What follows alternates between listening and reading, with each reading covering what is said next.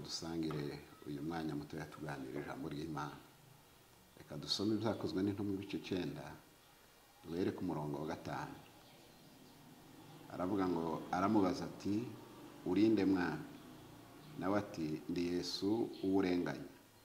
Ariko haguruka uje mu mudugudu uzabwirwa ibyo ukwiriye gukora.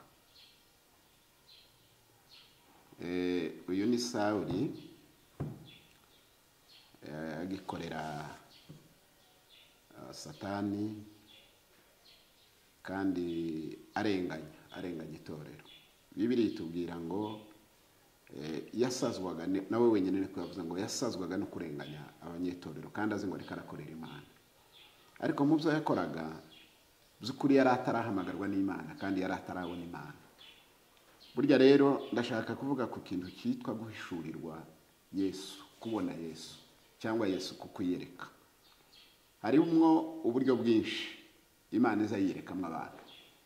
Imana ishobora kukuyereka mu mirimo ukora, kuko ikintu izikunda gukorana nacyo n'umutima. Imana ikunda gukoresha umutima kandi umutima niyo moteri w'ikintu cyose. Iyo umutima utarayoboka Imana uravangavanga kandi wishira mu bintu bitari nkabyo.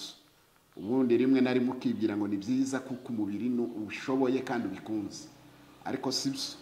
Umutima iyo ukunze, umutima ubyiga ibindi byose ukabicecekesha ukamenya kubitegeka.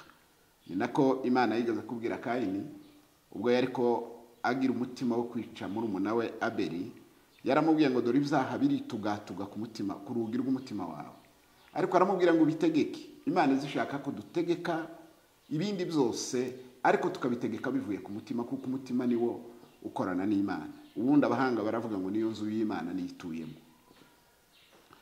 Uyu mugabo rero Sawuli aje guhamagarwa, Imana yaramwiyeretse, cyangwa se Yesu iramwiyereka, iramwihishurira. Kandi igiye kumwiyereka hari uburyo bubiri umuntu yavuga bw'ingenzi cyane.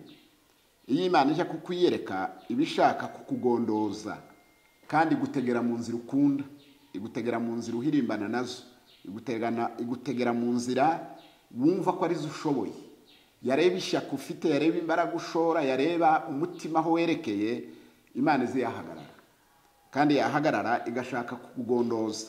Mu yindi mvugo, izishaka kukuvana ku izima ryawe, mu mbaraga ufite iz'umubiri ikazivunagura, igashiramo iz'umutima akaba ari zo ukora. Aha rero Imana ngo ihagarara mu nzira. Ubundi abahanga bazavuga ngo Imana yaciye umurongo mu hagasopo, ariko ayisatira baza bavuga ngo yamukubise jido, yikubita hasi, yumva ngo n'ijwi rihamagara. Niyo haha dusomye riravuga ngo undenganiriza iki. Yumva ngo ko ari ijwi rimusumbije imbaraga, ijwi ry'ubutwari, ijwi ry'imbaraga, ariko ngo kandi rikabamo n'ubugwaneza. Aravuga ngo urinde mwana. Aravuga ngo nije Yesu uwurenganya, iramwibwira. Ntabwo Imana izituma umuntu itaribwira, ntabwo yatuma umuntu itariyereka. Haba harimo ibintu ibishaka kugira ngo igutume uyizi, igutume wayibonye, igutume utayitiranya, igutume utazagondozwa n'izindi mana. Kuko Bibiliya iravuga ngo ikintu cyose umuntu akunda ashizeho umutima nicyo kiba ari Imana ye. Ikintu ukunda kikagutegeka, kikagutwara umwanya, kikagutwara imbaraga, niyo iba ari Imana yawe. Ibwira Mose mu mategeko yamuhaye, irya mbere riravuga ngo uzukundisha Uwiteka ngo umutima wawe wose n'imbaraga zawe zose n'ubwenge bwawe bwose. Iyo niyo Mana. Iyo ukundisha ikintu umutima, imbaraga, ubwenge byose biba Imana. Ibi nibyo Sawuli yarashoye i Damasiko. N'ubwenge, n'imbaraga, n'icyubahiro, n'ugukomera, ariko Imana irabyitanga iramuhindura. Ngo imuhindura ayibonye amenya ko ari umwami. Niko dusomye, yaravuze ngo urinde mwana. Aravuga ngo nije Yesu uwurenganya.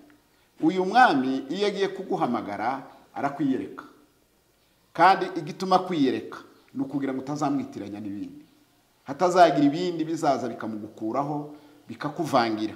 Ikindi kandi abashaka kukugira igikoresho ciwe yihariye atazasangira n'undi muntu. Nicyo gituma abantu bakunda Imana baza bayiha ubugingo bwabo, ubuzima bwabo bwose, akayikunda akayimariramo, ikamutaha, igataha mu mutima we. Imana ije kugira igikoresho irabanza ikakweza, ikagutunganya, ikakumaraho impaka amahane yose wagiraga. Yamara kukweza ikabona kuguhindura kuba igikoresho cyayo. Niko tuza turirimba 38 aravuga ngo mpindura icyuma cyawe uzahora witwaza buri gihe, uzahora ukoresha buri gihe. Burya Imana imaze kukweza yakwiyeretse, ijwi ryayo irariguha ukaryumva, uzutandukanye ijwi ry'Imana mu yandi majwi yose. Hari umuririmbyi uzurimba akavuga 41 azaremba ngo ijwi ryawe numvise ngo riruta yandi yose numvise, ngo kuko ryo rizaryongorera mu mutima ariko rikaganza ibindi byose bishobora kwinjira mu mutima, bizabyugarira.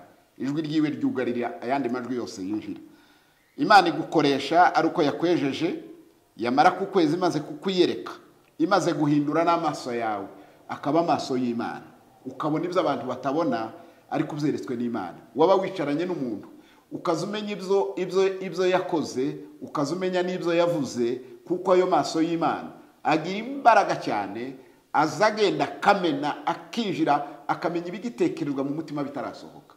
Iryo ni ijisho ry'Imana, kandi rihereza uwo yiyeretse, ikamuhereza kutavangiranya ibintu.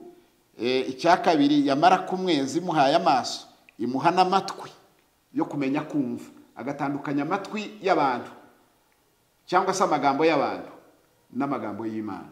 Kandi amagambo y'abantu nubwo bose kaba kishima, ntaza nezeza umukristo, ahubwo anezezwa nuko Imana ivuze.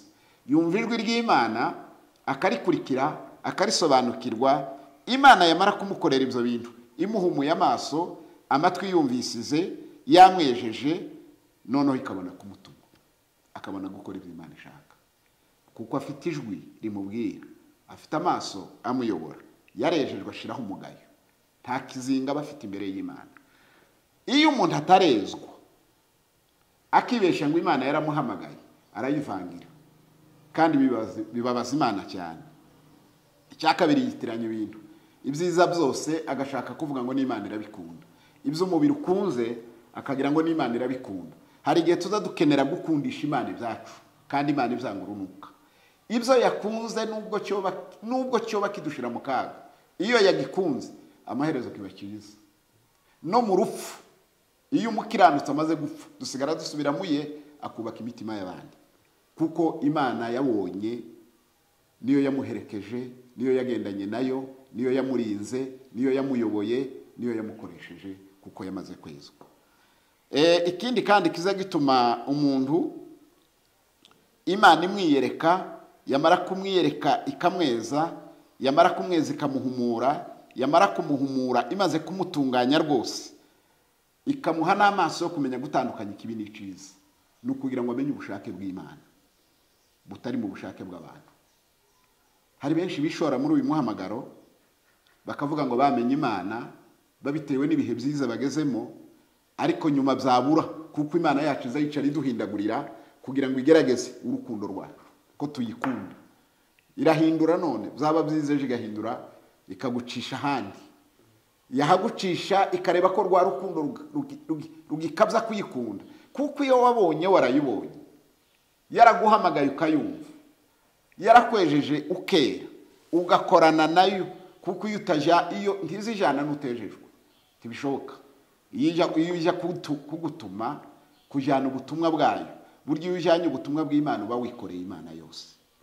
Haba harimo ubushake bwayo, haba harimo imbaraga zayo, haba harimo gushira umugayo kwayo, haba harimo urukundo uzashira abantu nawe bakayikunda. Ntabwo wakwikorera Imana ngo wikorere ubutumwa bwayo itarakweza, ugifite umwandira kureka. Mose bazaba bavuga ngo iminsi yamaze Midiyani imyaka 40 yari itaramwiyereka, ariko asenga, akajya ku musozi akajya gusenga, ariko Imana yanga kumwiyereka. Umunsi mwiyereka niwo munsi yamukwetuje, niwo munsi yatangiye kuvugana nawe, niwo munsi yamuhaye ubutumwa amaze gukwetura, niwo munsi yamwigishije gukora ibitangaza, niwo munsi yamwihaye, arayibona, arayizera, arayiringira. Ni ukuri Mose akorana n'Imana. Ni ukugira ngo ejo tutazavanga ibyo Imana idashaka tukabivanga n'ibyo twishakiye. Ni benshi bayikurikira none ejo bakananirwa. Burya nzavuga ngo ntibayibonye. Umuntu agakurikira Imana umwaka umwe kandi mukabona afite imbaraga, ariko bwacya akananirwa, yananirwa akabavuyemo. Burya akaba arayitukishije, burya akavanga ibintu, bakavuga ngo siyo wakoreraga Imana ibi, ngo yigeze gukora ibi. Yarabikoze ariko ntiyigeze ayikorera. Iyo yikoreye Imana ntizi tuva ku mutwe iyo twayijyanye. Turayikorera tukazaruhuka ruko dusezeye dupfuye, ikazabona kutugorera kuko twabanye nayo neza. Aho Imana yagiye, aho Imana yishize iranatugabira. Itugabira ijambo ryayo rikaba muri twe, itugabira impano zayo zikaba muri twe, tukanazikoresha, zigahamagara abantu, zigakorera abantu. Niwo mutungo w'Imana. Umutungo w'Imana ni imbaraga zayo, umutungo w'Imana ni impano zayo igabira abantu. Umutungo w'Imana ni uguhamagara abantu ikabana nabo. Iyo imaze kugera muri twe, imaze gutura muri twe, ikora imirimo yayo yose ishaka. Ariko iyo tutarayituza muri twe, ibitaratwiyereka. Ariko uwayibonye wese ntazayivirira, arayikunda akayikurikira mpaka agatandukana n'abandi, banakureba bakamenya gutandukanya n'abandi. Mu bantu ibihumbi bakavuga ngo kanaka n'umukristo, kuko ise batandukanye uyu nuriya nuko we utunze Imana, nuko umutungo wayo wose yawugushoyemo kandi ugakorana nawo, ikawereka abantu bakawubona. Ndatekereza ko wenda ibindi tuzabikomeza ubutaha. Imana ibaha umugisha kandi ibagirire neza. Reka dusenge Imana.